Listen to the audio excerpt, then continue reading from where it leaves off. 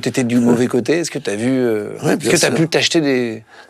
Un exemple tout bête, une fois, dans mes débuts, vraiment dans mes débuts... Sans balancer les lieux précis. Non, mais il y en a d'autres que je pourrais pas raconter, mais pas se rendre compte. Juste un exemple. Dans mes débuts, un jour, je travaille sur Barbès, je travaille. Je deal. Et mon collègue de l'époque, il est sur Pigalle et il me dit ouais, vas-y, tiens, tu peux ramener telle quantité. On a un client là, on a rendez-vous. Je sais plus, c'était au McDonald's. Et donc j'ai cette quantité d'héroïne avec moi. Puis j'arrive dans le McDonald's, donc je les vois tous sur une table et je reconnais parmi le groupe un flic.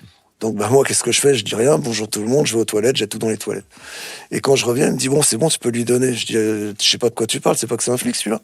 Et je le connais parce que c'est un flic de Barbès, quoi. Il me dit oui, je le sais, mais t'inquiète pas, il y a aucun problème. Sa femme, c'est elle, c'est une prostituée qui consomme. Je dis pauvre con, pourquoi tu me le dis pas avant? J'ai jeté la marchandise. Et donc en fait, ce mec-là, après, par la suite, une fois que je le savais, en fait, il nous donnait des informations à chaque fois qu'il y avait des planques de flics qui se faisaient à Barbès. Parce que souvent, ils se mettaient en hauteur et ils regardaient en fait ce qui se passe dans la rue. Donc à chaque fois qu'il y avait des choses, ils nous tenaient au courant de tout. En échange de drogue? En échange, bien sûr, on lui donnait toujours un petit peu de drogue pour sa nana.